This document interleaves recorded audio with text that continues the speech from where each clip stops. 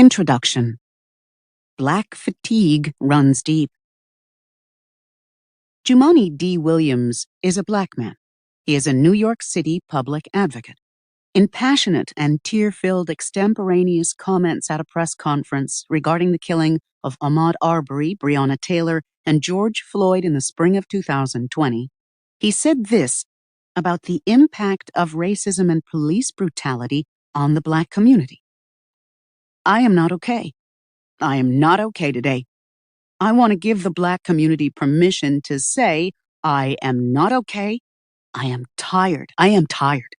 I have not watched the video of Ahmaud Arbery. It is too much. I have not watched the video of George Floyd. It is too much. Black people have to go to work the next day and be all right. I am not okay. I am tired. I am tired of racism.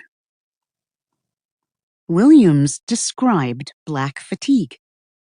I define black fatigue in Chapter 2 as repeated variations of stress that result in extreme exhaustion and cause mental, physical, and spiritual maladies that are passed down from generation to generation. The fatigue of enduring unrelenting racist systems was not new with the 2020 protests. What was new was that black people, from the famous to the everyday citizen, were given permission to take off the proverbial muzzle, to tell the world about their pain and rage without fear of the normal backlash. For example, why do you people always play the race card? It seemed as if the world was finally willing to listen. Black people were no longer denying or suppressing the emotional toll. We were boldly and poignantly calling out the impact of living in a racist world and demanding actions that put more of the burden on white people to change racist systems. White people could no longer claim sublime ignorance. Black people have been marching, protesting, resisting, writing, orating, praying, legislating, and commentating for centuries for equity and justice, and young and old. We are fatigued. It is physically, mentally, and emotionally draining to continue to experience inequities and even atrocities day after day, when justice, equity, and fairness are purportedly legislated rights of all citizens of these United States of America. At the height of the 2020 protests, I facilitated many listening and learning sessions. I was asked to serve on several panels with CEOs and key leaders of organizations. These virtual town hall gatherings were usually open to all employees and often included Black panelists who shared personal stories. Several times, CEOs admitted that they did not know about the daily challenges of navigating life as a Black person. One CEO, whose chief financial officer is Black, said that he was embarrassed that he had known his CFO for many years and had no sense of the emotional toll he faced from living while Black. This is what Black fatigue, how racism erodes the mind, body, and spirit, is about. It is about the fatigue that comes from the pain and anguish of living with racism every single day of your life. It is about being fatigued by those who are surprised and express outrage with no action that such inequities still exist. It is about the constant fatigue of not knowing whether you or a loved one will come home alive. It is about enduring the ravages of intergenerational racism. I am a child of the 1960s. As the editor of my high school newspaper, I wrote about the ills of discrimination. I was also a writer for my college newspaper, where I wrote about racist behaviors and participated in rallies and marches protesting inequitable treatment. Essentially, my whole career has been dedicated to diversity, equity, and inclusion work. And it is mind-bogglingly fatiguing to realize that not much has changed. I explore my Black fatigue in Chapter 1. Welcome back to Breakdown Friday. Joseph Ward, Patrick Irvin, Professor Carl Tone Jones. And we are here breaking down the multifaceted subject of Black fatigue. And you're going to see why I say it's multifaceted at the end of this show, because it's two parts. And we're starting off with the first part, introducing you to what Black fatigue originally is. And then we're going to get into what Black fatigue has now become, because, you know, them folks.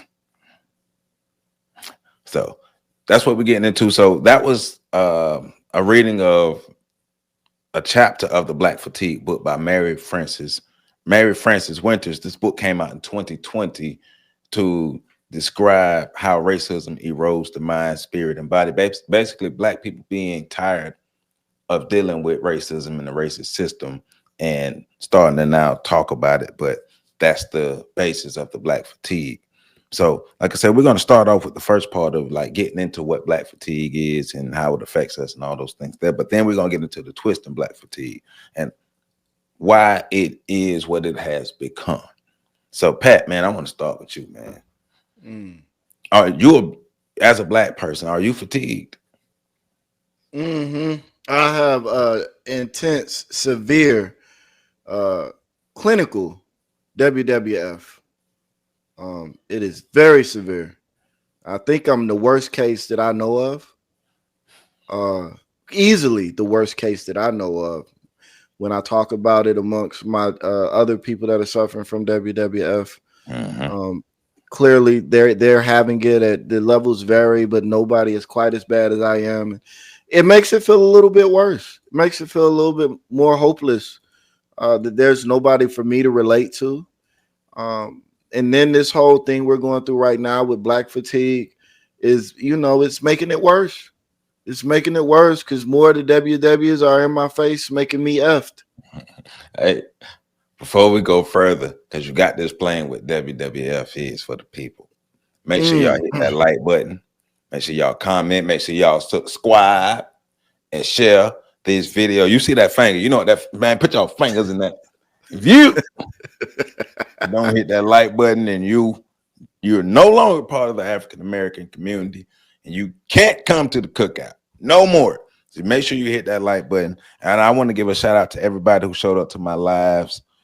PC, you a real one, showing up to the lives this past weekend. I appreciate you all. It was phenomenal. I had fun, and you know, I'm coming back at it with some old lives. Well, at least on Saturday. I got something for you, so make sure you stick around for that. And I want to give a big shout out to Cheryl Tate. I appreciate your support to Own the Shoulders of Giants. You are very, very, very appreciated. So thank you, Cheryl Tate, and everybody else who continues to support On the Shoulders of these Giants. So make sure y'all like these videos, share these videos, comment, because the like button and the comment button help the algorithm, help more people see these videos. I'm pushing for 100,000 subs, and I need y'all help because we got to grow this channel. We got to get more views, got to make this thing pop. So hit that like button. Let's make sure we do what we do. So Pat, let's jump back into it. Explain what WWF is and give us your thoughts on this whole Black fatigue thing. Well, I haven't really gotten a chance to process this with my therapist yet, so forgive me if I become a little emotional. PC, why you ain't let him process that with you, man? It's a lot to process. We're working on it. We're in the early stages of discovery. He got a Medicaid issue. It's a lot to process, and there ain't no drugs and nothing I can take to help. So you just got to raw dog it. You know what I'm saying? that dog. Yeah. You know, so WWF, white woman fatigue. White fatigue. Women fatigue. It's something that we actually started talking about. It was a surgence of it on social media, Facebook in particular, that I saw maybe about a year ago. I started using the term maybe about 18 months ago, 24 months ago, somewhere around in there, where I just started being very tired of white women constantly inserting themselves into various situations and conversations, buddy, making themselves authority figures, making themselves the like. It's funny too because demographically speaking, white women are the most abundant people in America. True. So, but some kind of way they got to be the voice of the minorities. And of course we know how, but their level of ignorance and their level of unknowing and their level of it surpasses that of their male counterpart. Because at least white men would say, I don't know, and I don't give a fuck that I don't know. White women will say, they won't say I don't know. They will look at you, they will nod as if they understand, and then they will proceed to vomit out a series of words in a very specific order that will alert you to the fact that they have no clue what you just said, no clue what you're getting at, and no real desire to gain any sort of understanding. They were letting you talk so that they could then go back and say, I heard you out. And that is exhausting. But I understand, Patrick. I understand. I really do. I want you to know that I really do understand you and your people and your struggle. You know, it's a great example of white fatigue. It came across, somebody sent it to me. One of the things that makes white women so fatiguing. It was a white lady. She had a white son, and she said, because I want to raise my son not to be an awful person, I'm going to read him these books. And I went and looked up the books that she read out. All of these books were written by white women, and all of these books were about DEI issues. I'm sorry, DIE issues, because that's what I call it. Oh, yeah, DIE. And it was like, oh, so you're going to make your son not be an awful person by reading to him about the problems, the pains, trials, and tribulations of non-white people as written through the lens of a white woman. Mm-hmm. Thank you for your service. We appreciate you. But we're only trying to help. Yes, and that's why you never mind. Go ahead. No, but that's what we want. Your thoughts on black fatigue. All right. So the black fatigue joint, right, man? Because let me transition because I'm getting a little choked up talking about WWF. But you know, white woman fatigue is an aspect of black fatigue, and it's an important aspect of this video. Yes, here today. Because now white women have white women all over the place. They're white women splaining, and I don't know why they don't get called out for it. But these white women have started a movement, to my knowledge, and some of you colored people have decided that you was going to get on board with that. Is that a YouTube safe term? Colored people? Yeah, I guess it is. You just said it. All right. So here's the thing, right? With you coloreds. John Henrik Clarke said it best. You have no friends. And in the words of the late, great Joseph Ward character, Humphrey Bogart from The Woods, we don't like your kind. We don't like your kind. You don't get it. So I don't like this idea that the world is now, white women are now saying black fatigue is us being tired of black people complaining.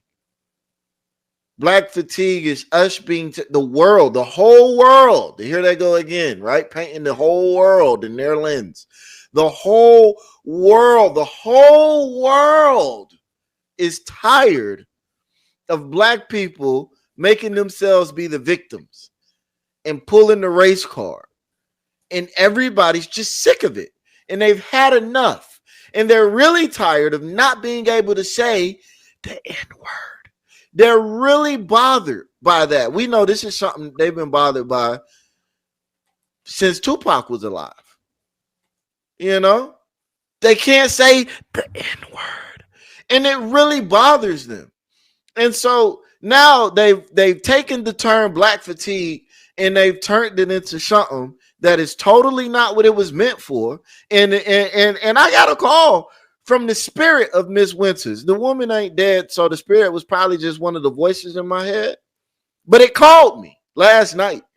It said, "Get up, young brother. I got something to say to you." Except it said it in a woman's voice, not that voice. And it said, my message is being soiled by those whose complexions match the inside of your hand. And what I need you to do for me, good brother, is I need you to go on this show with Joseph Ward and Professor Carlton Jones. And I need you to speak the words that I'm going to give to you. And the words were, I forgot them because I had to use the bathroom and I woke up, but they was powerful words. And with that, I'm going to land my plane and PC, go ahead. Well, all right then. So basically, what Pat was really trying to tell y'all is, me personally, I wouldn't take this level of disrespect. Joe, you muted. Oh yeah, I forgot I was muted. I'm just here talking. Yeah, you tell him, Pat. Yeah, dang it, you tell him. So, Pat explained what an outcome of black fatigue is white women fatigue. One of the most important aspects of it, because like you said, well, white women, if women outnumber men, and white people are the most abundant here, then white women, they're the most of the popular. They have the biggest group, right? So yeah. So PC, man, what are your thoughts on this whole black fatigue phenomena, and how do you think it's actually really affecting black people? Well, first of all, I want to just say, like, when you do this, you really better have clean fingernails, because this is an HD. You people see that, like, damn, yeah. Like, you better have clean fingernails. So, well, we already understand historically that an insurmountable amount of pressure has been applied to just being black and existing in America for various reasons. We all understand, since the transatlantic slave trade, because I'm just going to go back that far. I don't want to get into it with the people that say that black people were here first. And I mean, we know there's evidence of that, but I don't want to get into that part. But since the transatlantic slave trade, black people have had to suffer through having first of all, being separated from their families, having their identities wiped clean, and having their cultures wiped, the slate cleaned, wiped clean, quite plain, and having every aspect that connected black people to God distorted and destroyed. And so what we really ended up with is a group of people who, through various ways, tried to maintain a semblance of their culture and who they were, but had to do so under such scrutiny and pressure that it threatened their very existence. And there are, African tribes that, members of African tribes that were brought here, that their bloodline ended because they were so resistant and rebellious to what was going on in terms of being occupied and being transported here in the bowels of a dirty ship. So we have that. We have the weight that has been applied, and we often call it the foot on our throat, and which was so graphically illustrated, with the George Floyd murder, by that police officer in Minneapolis, when he literally put his knee on his neck until he could no longer breathe. Yep. So that was like the if you wanted to characterize the black struggle. And I know some people will say, well, George Floyd was out getting high, this, that, and the other. Being black in America, you have to self-medicate. So was Austin Metcalf. Right. Well, yeah. But I'm not, but I'm saying it for a specific purpose, right? Be petty. Right. So you have to self-medicate in some way to absorb the threshold, because let's face it, everybody has a threshold for how much you can actually handle, whether it's weight capacity before you get crushed, whether it's emotional capacity before your brain will shut you down. or until the point where it kills you. And so black people collectively have been carrying that strain for over 400 years here in this country. And every single time black people seem to learn the rules of the game, they switched up the rules. They changed it. It's a labyrinth, right? They changed the maze. They changed the exit points. And then, like I said, when it's like, and this is something I want to tell all you drug dealers, I think people in people in the streets in particular, and also all you other cats that feel like you can change the game or you can be a part of something and change it from the inside. If you're playing Madden 2K, right? You're playing Madden 2K, and you get real good at the game, you become an expert and you can win tournaments and things of that nature.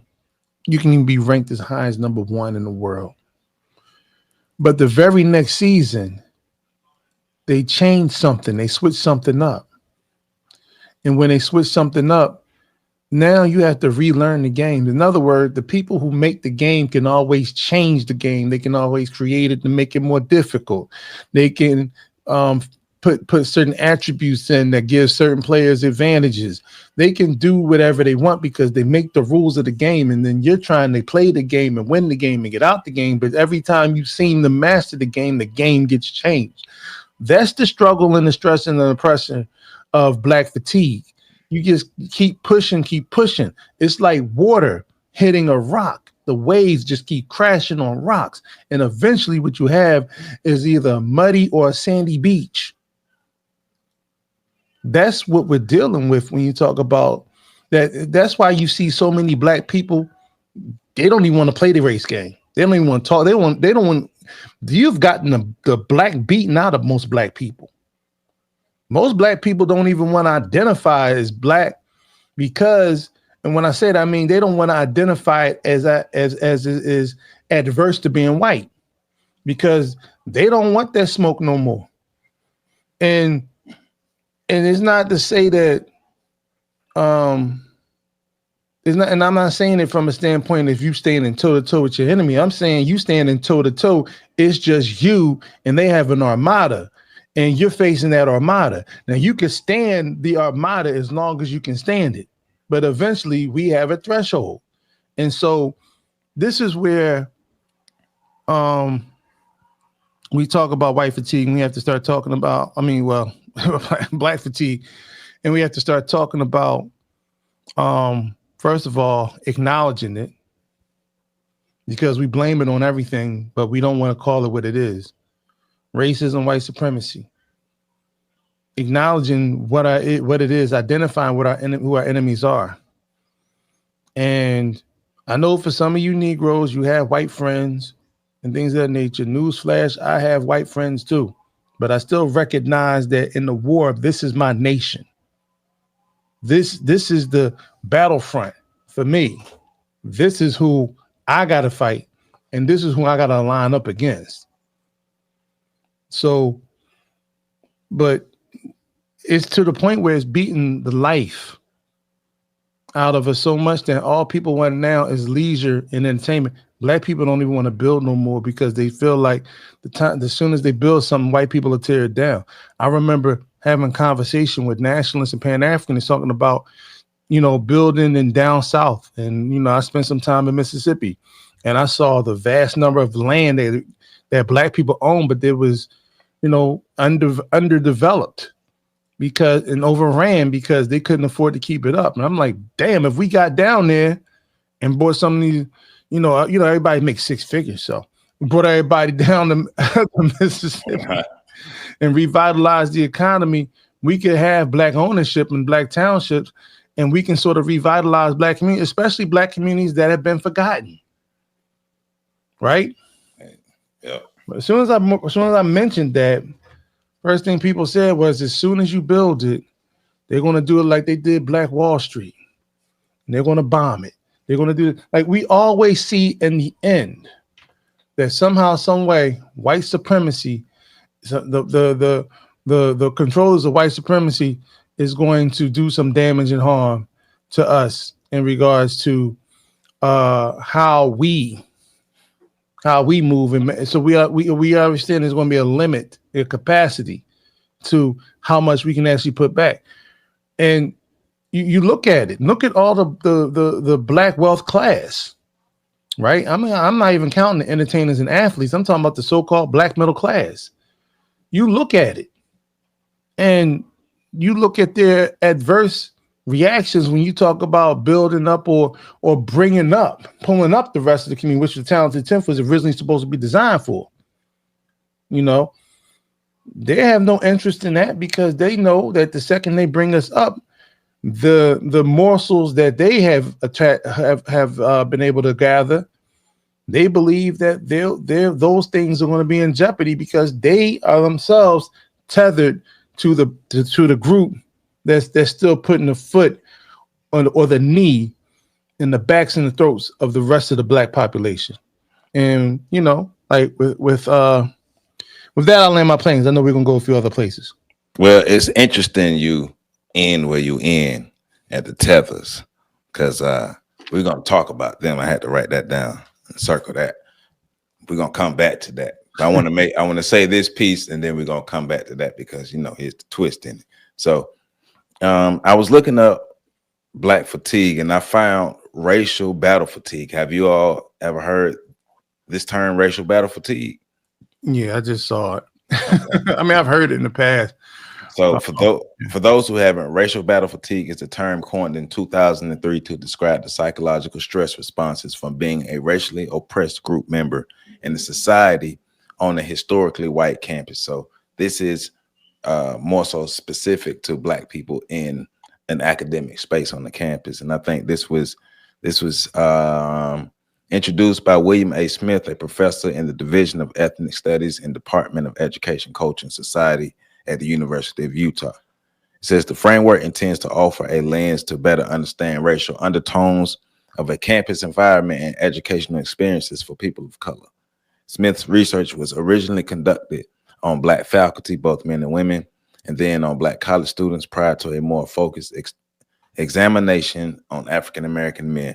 Since this earlier period of research, racial battle fatigue scholarship has been used to include other racially marginalized groups, of course. So the phenomenon, that's interesting that they say that because that's part of what we're going to talk about today. The phenomenon builds on existing research connecting African Americans and other people of color with oppression and discrimination experienced at historically white institutions. So, I mean, racial battle fatigue, yeah, we might as well not even rock with that because it's like all the other things. It started out, you use black people for the research, but then you're using the outcomes of the research on black people to benefit everybody and black people, or everybody but black people. So, you know, it has to go down with the DIE stuff that Pat was talking about. Well, I think all of this stuff, though, is an extension of, and people kind of trying to add their own flavor to Du Bois's double consciousness theory. Yeah. And so, like in this, we keep finding new ways to say the same thing. And I'm not mad at that inherently because sometimes things do need to be updated for modern times, especially for those people that aren't necessarily caring enough to read it and apply it themselves. But you still do have a point because it needs to be connected back to the source though, so they can have an understanding of the source, but also have the modern way of being able to express it. Because so black fatigue is a further development of racial battle fatigue. Yeah. Which is itself a further development of another term that I can't think of the name of. There are like 2 or 3 other terms in between W.B. Du Bois's double consciousness and racial battle fatigue that have gotten lost over the years. But my point is, every decade or so, we get a new term for the stress that black people feel being in a white society, but it always goes back to, and even W.B. Du Bois's double consciousness, if memory serves me correctly, there was a term for it before then, but it wasn't like WB added something to it, but I can't think of it right now. But Yeah, like you take it all the way back. Black people have always been trying to find the right words to put in the right sequence in order to make ourselves feel seen and heard by white people. Right. Right. And that it does. Look, after hundreds of years, I think it's time to just consider the fact that it might not exist. Well, we have to admit that a good portion of the battle fatigue is internal, of the race of the black fatigue is internal, because like you're saying, we're trying to coax a group of people to not dominate us the way they've always dominated us, and to lighten up and to have some slack on us, have some grace on us, and treat us like humans and do different and move different and be better people, be a better group of people towards our group of people. And that's a part of it, because one end is we're tired of dealing with the system of white supremacy, and we're also tired of begging white people to stop being active in the system of white supremacy. And neither of those things are going to stop. No, because they're deviant.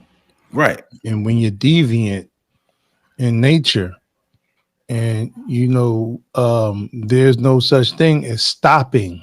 You can't. It's in the nature. And I was it's funny because I'm I know so many parallels personally to observing deviance and how close deviants are to being sociopaths and narcissists, but how closely they align. Right. So when you're deviant in nature, you think about it like this, right? You have every society has the counterbalance to what's good, righteous, and moral, right? Every or if you look at the Aboriginal cultures of the world, they all have that particular thing going for them, the native cultures. The biggest difference is the savage nature that came out of Europe. That savage nature didn't come from no other place on the planet, which is why when they had their first encounters with groups of other nations, that they took those nations by storm, because those nations weren't used to dealing with that type of savagery. Yeah. You deal with all the natives, whether you want to go back to, the closest you might have gotten to that was the Aztecs down in Central America, but no, they paled in comparison. Look at what happened to them when they came. When they met the white folk, right? They got dominated. Yeah. So you think about.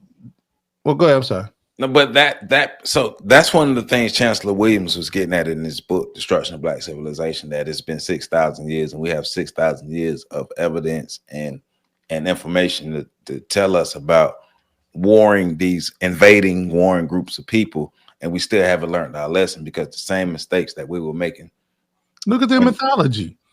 Look at the mythology, stolen and perverted, but the mythology speaks to a war culture. Warrior cultures. Yeah, yes, the Greek mythology. Yes, it does. Not just Greek, but also what's the other one? Roman. No. Greek, Roman, Greek, Greco-Roman is kind of like intertwined with each other. Right. But there's also you got to repeat that one. But it's my Nordic. The Nordic culture. Thor and all those cats. Odin, their story is of celestial domination, of the 9 realms, and hostile takeovers and full of blood and You with all the puns today. Speaking of hostile takeovers, I'm gonna do a little in this, because we have an understanding of what black fatigue is. Right. So black people are tired of, on one hand, dealing with the system of white supremacy, and on the other hand, begging white people to stop being active participants and pushing the system of white supremacy forward and continuing to dominate and oppress black people. Black people tired on both those ends. But the definition of black fatigue has definitely changed. Let's check it out. The woman who called a 5-year-old a racial slur. My first impression after watching the video, a little bit of white trash. I have to be honest, the kid was 5. I have worked with 5-year-olds for the last 15 years. Absolutely everything they do is out of pocket. They're like little unhinged drunk people. Nothing they do makes sense. A 5-year-old is capable of rifling through somebody's bag and taking things that don't belong to them. Ask any kindergarten teacher. But I realize why so many people are wanting to defend this, because Black fatigue is real. I think society as a whole is there. We are just so unbelievably fed up with the ghetto ratchet behavior, entitlement, the victimhood, that they want to praise this woman. But what she did is not praiseworthy. But also on the same hand, please remember that every day that us white people get on this app, we get called racial slurs every single day. So if you don't want to be called a racial slur, you also have to stop calling people racial slurs. You can't talk out of both sides of your mouth. But for the love of God, please leave the children out of it. Adults are stupid. They're going to do stupid things. But you're a different level of stupid when you bring kids into it. Thanks for coming to my TED Talk. She'll be watching her back for the rest of her life. My bad. Yeah, because that's not thuggery, hoodrattery, animalistic. This is why people have black fatigue. When you act like this, it's not normal behavior. People do stupid stuff. People say stupid stuff. That's life. It's not normal to threaten to unalive people because you don't like what they're doing. But here we are. People are getting sick and tired of opening up TikTok and seeing brawls on cruise ships, brawls in the airport, like literally the most ghetto behavior. We're tired. We're tired of it. But then whining and complaining and acting like it's not your fault that you act that way. Yeah, we're kind of over it. White women playing victim. So she opened up talking about the situation that happened like a week or so ago where the white lady called the little black autistic kid the N-word because he was going through her diaper bag, so she wouldn't slap off on him. So that caused the whole like conversations throughout the world about black fatigue and using the N-word and racism and things. So this was the white lady basically saying that people want to defend the white lady who called the little black boy the N-word because people are tired of black people complaining about racism. People are tired of black people being racist. People are just tired of black people overall. And my thing to black people is we should already know that the world looks at us and think about us like that. But once again, white people, particularly white women, showing how they have hijacked what black fatigue is and made it into now that all the people who are non-black, including the tethers or including the black people who not down with black people, they're tired of black people complaining about racism and being racist at the same time.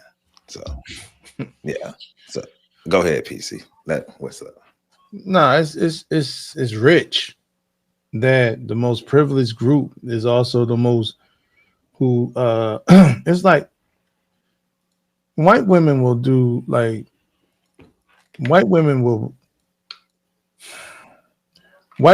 be ushered to the front of the line, get to the front of the line, and then pretend that they're beaten and battered and bruised as anybody else that had to fight their way through the line. And then there'll be the loudest, most righteous voice, the most entitled voice there to, regarding the fact that they themselves don't want to be accountable for anything in any way in their history. Now, I would never defend the terrible behavior of people who do act like park apes and idiots, and they don't have the ability to exhibit self-control. I will never defend that shit. But at the same time, white folk, you talk about black folks like, listen, I understand why y'all want to use the N-word so much. Y'all actually created niggas. Nowhere in history. I mean, they originated the word, so they would want to use it because they created it, and they made niggas. So, but they literally created slave making plantations in islands like Barbados, Cuba, Puerto Rico, and things of that nature, and Haiti and Jamaica. They literally, the Bahamas, they literally had slave making plantations prior to where they beat black people. And even if you watch Django, right, and you see the beginning not the beginning, but when they get to the ranch with Leonardo DiCaprio and Samuel Jackson, and he's making these, two brothers fight each other to the death, and usually was for like a butter biscuit or a piece of chicken. You know what I'm saying? But this is, when you look at the conditions of our communities and things of that nature, you can't create circumstances, right? Where you have stolen the ability for people to not just educate themselves, but the ability of people to economically sustain themselves. And then you've placed them in concrete jungles and blocked them out, redlined them, and then created sundown towns so they can't even prosper anywhere near wealth. And when they decide to finally build their own centers of wealth, you burn it down, you drown it out, or you build super highways and freeways to bypass it so that eventually it dries out. You can't be a part of a culture that does all that and then say, look at these scoundrels over here, look at these savages. Well, God damn it, you created you're Dr. Frankenstein. This is the Frankenstein monster that you created. Now, no, Professor Carl, no, you black people are racist all the time. That's what she said. She said black people racist to them online on TikTok. That's equivalent. Us black people being ignorant on TikTok, she's saying it's equivalent to all of the brutal treatment that they've inflicted upon us. Well, we'll say this, right? Let's say this, right? I steal your intellectual genius. I get the patent for all your intellectual genius. I make millions off your intellectual genius. Meanwhile, you get nothing. I pass that down for generations and it's built upon and quantified. What's the term they use in investing? Compound interest is applied. And so then, but I turn to you've had nothing, but you've had to borrow from me. So you created nothing but debt to pass down, poverty to pass down. And I'm talking about collectively as a community. And then, so when you finally get, so you get down maybe 200 years, the same people who benefited from the original crime, right, will say, well, I had nothing to do with the original crime, but you still benefit and profit off the original crime.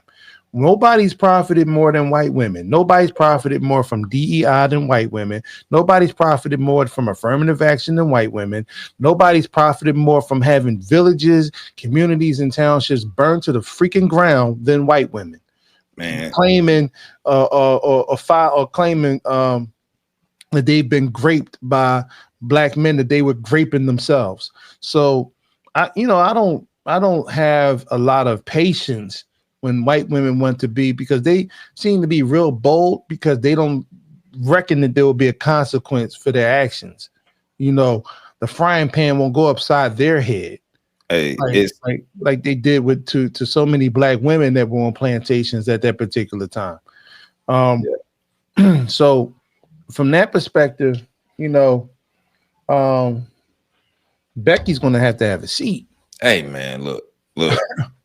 But so the video I put out Monday, my book reading Monday, was the second half of chapter 6 in Black Labor White Wealth, and they're talking about the Homestead Act. But the title of the video was "Affirmative Action was only meant for white citizens," and you talking about how specifically white women, but white people have greatly benefited from affirmative action programs in America, and things that were doled out to white people. It was the image of we saving everybody, but white people got the bulk of it. One of the latest installments is the DEI thing. Everybody knows it. So Pat, you got that look on your face, man. What you think about the snow bunnies? I mean, well, my look is really centered around because I'm Chinese. What that mean?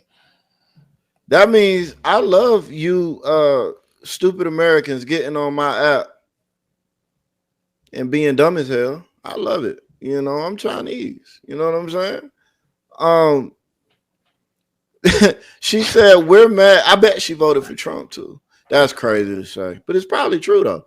She said we don't want to have to boot up TikTok and see you niggas being niggas. Essentially is what she said. And we're tired of it. We only want to see you where we want to see you. And because I can't scream at the creators of TikTok, because it's Chinese, I'm going to scream at you. You miscreants. Right. How dare you put your sloppy, slovenly selves in my line of vision and display your negrosities all over the place. Now, there are plenty of videos online throughout all the social media platforms of Black people who are echoing the sentiments of this white woman. Basically, I am tired of ratchet Black people. I'm tired of Black people. Oh, you know, those Black people are saying an inherently different thing. They're saying, I'm tired of being embarrassed. Right. I'm tired of being frustrated. I'm tired. But it's all being of having to go to White Zaddy with my head down, feeling the type of way. That's what they're tired of. They're tired. They're tired of having to feel bad about white people feeling bad. These the same Black folk that, and you know, I say it because they're using the same, like they're trying to develop a sense of unity with these white people. Right. Like, no, right. it's us too. Right. We feel the same way you do. Yeah, we don't like them either. We don't like, because like you say, the ratchets. We don't like the ratchets. And it's like keep reminding people that niggas ain't only from the hood. Right. Like, but the funny part to me is the fact that it even needs to be announced. Nobody likes ratchetness. Nobody. The only people that like ratchet behavior are ratchet people. Now, this glorifying of ratchet culture, ratchet behavior, this uplifting of ratchet behavior as authentic Black behavior might be coming back to bite them in the ass. And that's exactly what I was finna get at. And this is where the unnecessary, unuseful alliance. You gotta say it 3 times like Dr. Umar. Oh, yeah. The unnecessary. I'm not gonna do that. I'm not gonna do that because that's potentially problematic. Strays, man. And I got sucked right into it. Like Joe just it'd be funny when he do that. Everybody knows it's funny when he do that. That's why everybody be doing that. I'm not doing that. Ain't no shade. It's just funny when he do it. Oh man. But the unnecessary. No, I'm joking. But look, I don't. It's an unnecessary alliance that serves no utility, no purpose, because it's never real and it's never going to be respected in any sense of the word. White folks are never going to look at you, Black people, that choose to try to get as close to white people as possible. You're never going to be white. Look at the history. They typically let people get closer to them so that they have an easier time killing them off. Yeah. Like that's how that works. If you don't believe me, ask the Native Americans. They know better than most how little you gain from restructuring yourself to look like white people. Like, are you referring to the civilized tribes? Killers of the flower moon. Yeah. Killers of the flower moon. Hey, they did something that Black people didn't do. They restructured their entire society at will, like intentionally. Like they weren't even forced to do it. They did it under the hopes that white people would spare them. And white people said, ha, ha, ha, ha, ha, pew, pew. Like, what are we doing? So I think this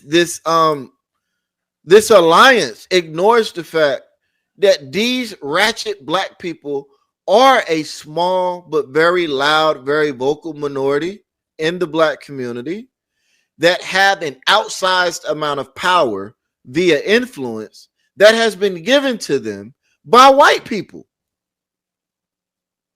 So we're mad at the creators.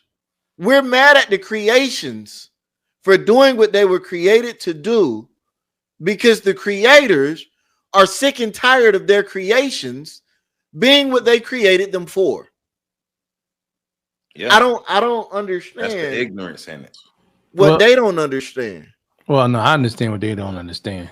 And they're trying to create a system of plausible deniability where they don't have to acknowledge if they can't acknowledge something happened, then they can pretend they have nothing to do with what happened, even though they prosper and benefit off of what happened.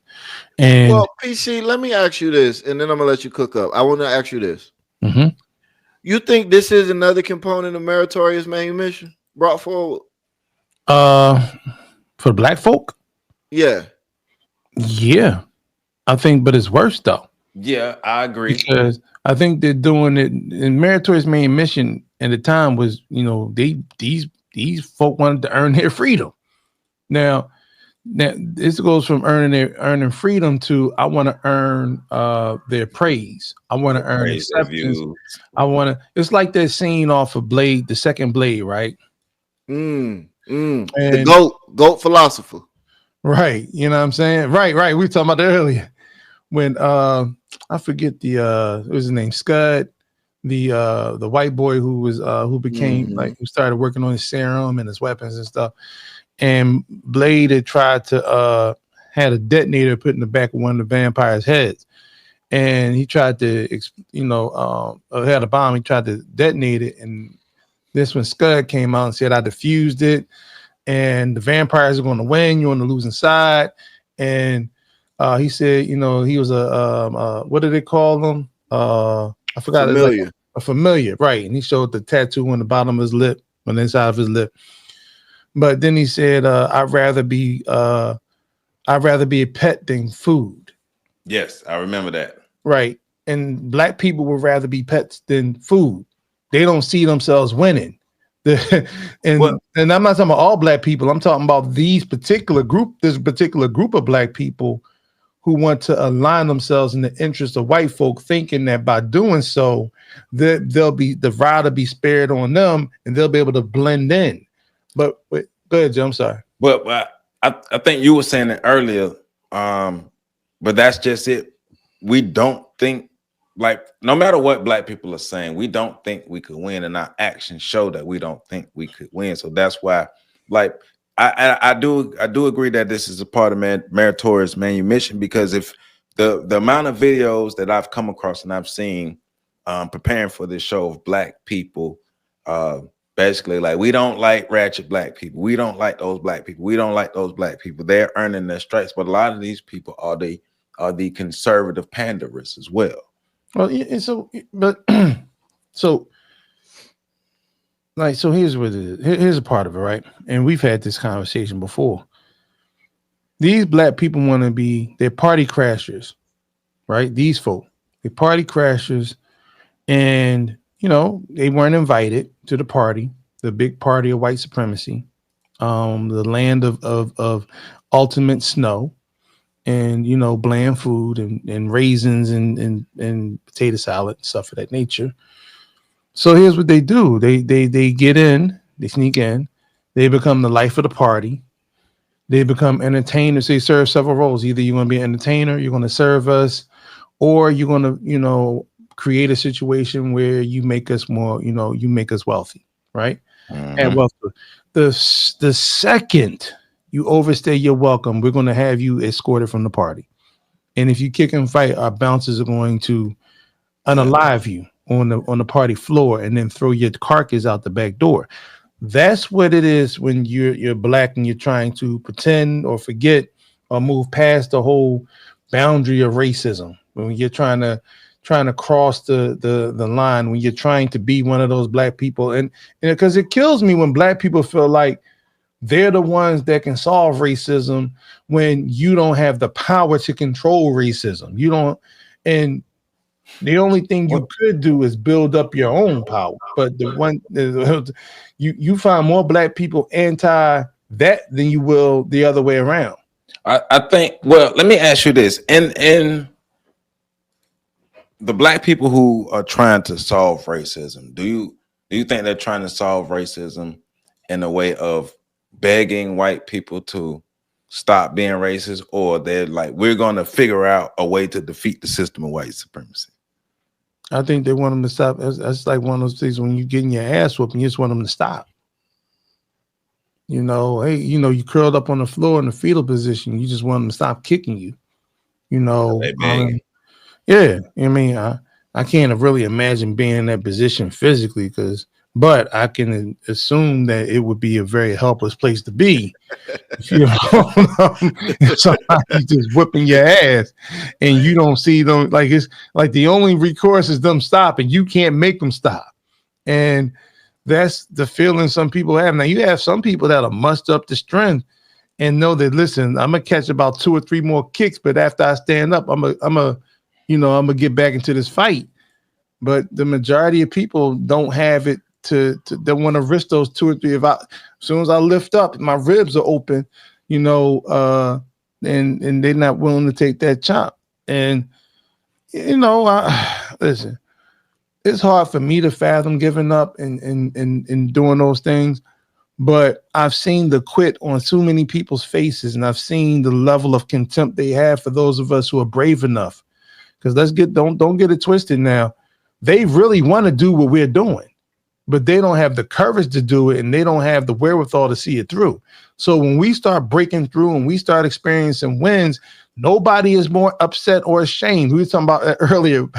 Me and Pat were talking about a certain demographic that shame is the most powerful deterrent or the most powerful way of persuasion and dealing with. Yeah. So don't make me play it. You know, I got it. I'll dial it right up. But that's why I said it. So they because of that, you know, if they will fight against shame, they will battle against shame. If you use shame, then all of it, there's no pride involved. Well, there's no what is it called? Like guilt involved, but shame is something that they'll fight you tooth and nail for. And so I think collectively Black people have that shame of not fighting and not being willing to risk it all for the futures, not only their futures, but for the futures of the children. And I'm not talking about individuals, because it'll always be somebody that'll bring up their anecdotal experience, but I'm talking about collectively as a group. Look at, I keep going to this. Look at all the so-called freedom fighters and liberators and things of that nature that was talking about, if you don't vote for, you know, certain person, then, you know, what did Joe Biden say? You're not Black. You know what I'm saying? People talking about vote as if your life depended on it. When is voting ever, you know, ended racism? When is voting ever liberated a group of people? Take that, said vote or die. Right. Well, okay. To me, please, that could have gone, but when we look and examine the psychological thing, we would rather it'd be like the person that would rather fight you than go outside, and fight the people that's on his step trying to burn his house down. But yeah, and that's like that twist in that Black fatigue now. So like it's like Pat was saying earlier, Mary Frances Winters told us to tell y'all to shut up. Mm-hmm. Yeah, because the one part I get, we are tired, but there's no rest in sight. There's no respite unless we create it. Ain't no rest for the weary. And so this is when you have to dig deep, and this is why that spiritual component is important, because sometimes you got to think about a power greater than yours, and build, you know, pour into that power and somehow so that it can empower you. And one of the things we can do, because I think, you know, Black people are terrified and scared. It's like if you're dealing with a situation and you got like an office bully, and that office bully happens to be a supervisor, and they keep trying to bully you. If you don't do anything, they're going to keep bullying you. But if you start fighting back, the worst that can happen is they can fire you. That's the worst thing, but you still maintain your dignity. But you can't just lay down and let it keep happening, because as we said before, deviants are going to continue to do deviant shit. and they're going to continue to make life harder for you, and then they're going to blame you for it. Like this woman. And I'm not saying black people, I'm not, and this is why I want to make sure I get this right when I say it, because I already know like the emotions are high right now. People are hanging on the by a thread of a needle. I mean, by the hanging on the tip of a blade right now, trying to figure out where it's going. Black people, collectively speaking, if we want this to stop, we have to be the ones that's going to make it stop. And the first place we have to work on is internal. Like, I don't know which one of y'all said it earlier.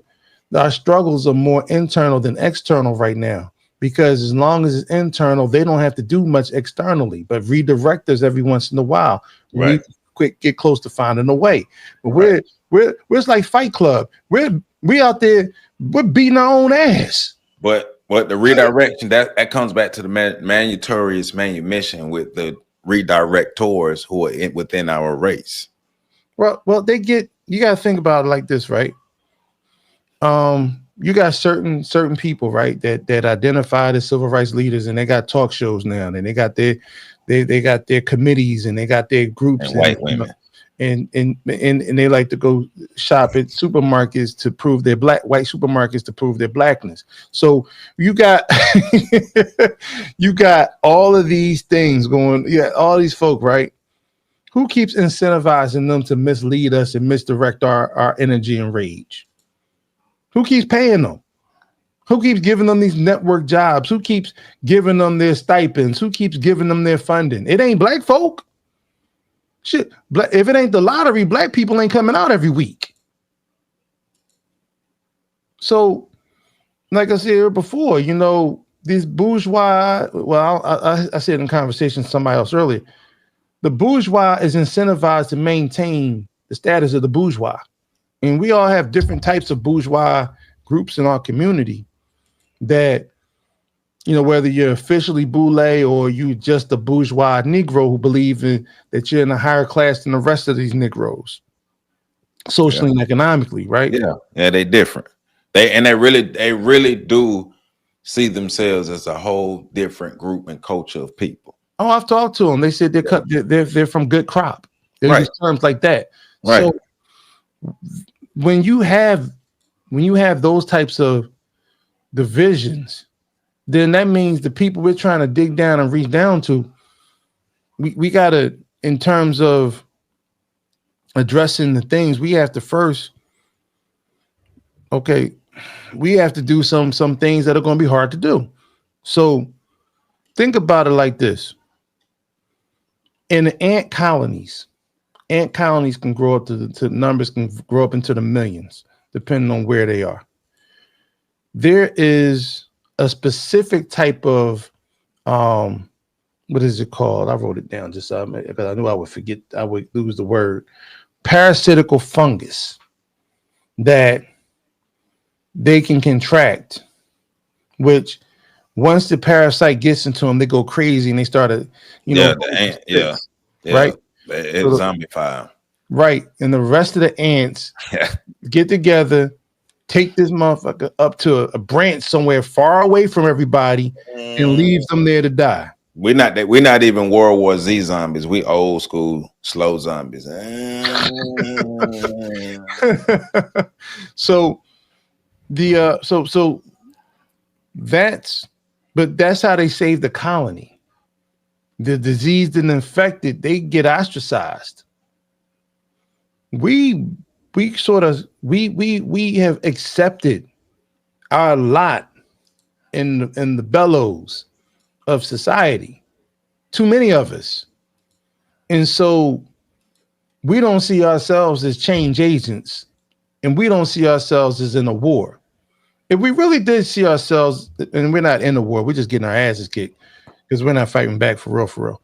But if we didn't understand, like with our head down, that we ain't even doing that. Did you even paint the bitch? No. What we're doing what Trey did after he got pulled over by the cops and Boys in the Hood. He we ain't doing nothing. we swinging at the air, you know. We swinging at the air and smelling her, you know, her good spot. But we're not fighting the way we need to fight. And somebody once had this, and I said this to several people. My fight or flight is kind of like off a little bit. Because it's like fight, flight. Now they added freeze to it. I don't have the flight. Like my flight don't take, like the wings have been clipped. I can't do the flight part. All I know really is the fight part. But you got to be diverse and understand how to fight where you are and how to and what the fight is where you are or where you need to be. And for some of us, the fight is numbers, resources, and resources and people, man hours. That's where your equity is for some of us. Some of us have to be funders. And then some of us have to sort of actually know the whole game plan. It's like the Manhattan Project. They were all working on different parts of this nuclear bomb, but not one part didn't know about the other part. They were just doing their part and assembling their components. But there was a brain trust that knew exactly why it was going together and exactly what they were doing. We have to start thinking in that type of sophistication because the fatigue ain't going to stop. The water is going to keep going against the rocks. And we're the rocks. And until we decide we're no longer the rocks, then we're going to continue to wear down. They sick and tired of being sick and tired. Fannie Lou Hamer said a long time ago. Sick and tired, being sick and tired. And they've actually added fawn to it, so it's fight, flight, freeze, or fawn. I don't even know what the fuck the last one. What is fawn? What is a fawn? like the deer in the headlights? I thought that was a freeze. No, it's like submitting. But they had when I learned about it, it was when we went over it in school. I ain't gonna say when I learned about it, because when I learned about it, it was fight or flight. But when we went over it in school last year, it was fight, flight, freeze, or submit. But submit don't start with an F, so they had to make one that start with an F, so they picked fawn. All righty then. Fawn, you fawners, you fawners. I don't give a fuck. Yeah. So people pleasing is now a trauma response. Well, you know, black people know a lot about trauma. So, hey man, but you know, PC just said, you know what? Screw it. Yeah. Once again, shame.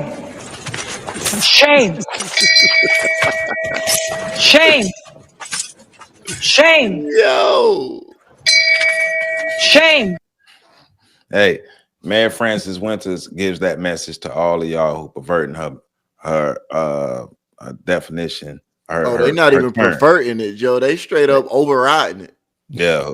So Mary Frances Winters sent us here to tell y'all about yourselves. So they did a jab on this. It's a rap. You heard it. And then, you already know, since we pointing at the camera, better hit that like button. You better hit that like button. Or if you don't hit that like button, you don't support Mary Frances Winters. You are co-op. You like that white lady who co-op black fatigue, and you don't like black people because you don't hit that like and before we go, was watching this real funny show before we started. So I want to give them brothers on the shout out show a shout out because it was funny. Hey, man, I want to give a shout out to everybody who didn't put lotion on their elbows today, but they had their elbows out. So, hey, you know how we do it. Hey, I want to give a shout out to everybody who gonna visit FetLifeStation.com. You know what I'm saying? I want to give a shout out to everybody that's gonna watch the next live on OTSOG. I want to give a shout out to everybody who gonna visit thepax.org. And I want to give a shout out to everybody that's gonna send me some money to my Cashapp. I want to give a shout out to everybody who has already sent me some money. I really appreciate it. Trust me. Me and my Black History School, we really appreciate it. We get to get supplies and snacks and all that stuff. Nah, that's dope. And y'all keep really doing it. Thank you. Keep doing it. Thank you. Yeah. Don't even think it's like not appreciated. Trust me. More Trust me. so than money, we appreciate the consideration. Yeah. So I wanted to, because I usually y'all say something and I just nod and whatever. So I was like, nah, like to everybody that's sending donations and messages, uplifting messages and all that other stuff, you know, you all appreciate it. Nobody does it better.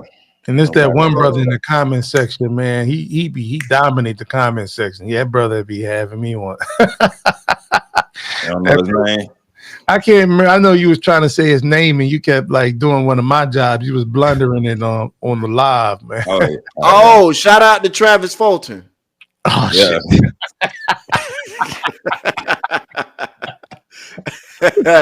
Shout out to you, good brother. You don't even know who you are. Yeah, Travis, your new name is Travis Fulton. Originally Travis Hunter, but you Travis Fulton. You leave that girl alone.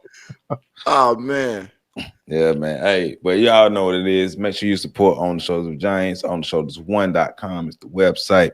Support PC, support Pat, support everything we got going on. Remember, the man Tony White has the documentary coming out. So make sure you support it. Soda7.com is the website. I put that in the link. Make sure you go support it because you already seen the trailer with Pat kicking off the trailer doing what he do. So make sure you check that out. It's good work. I actually purchased it myself. It's good work. And Pat definitely set the tone. So be a real one. Be a real one. And make sure let's continue supporting black people. We're going to talk about this after the show. Yeah. If black people ain't supporting black people, we can't complain about us not having nothing. So let's make sure we do it. Catch y'all on the other side and give a shout out to everybody who on the other side. Peace.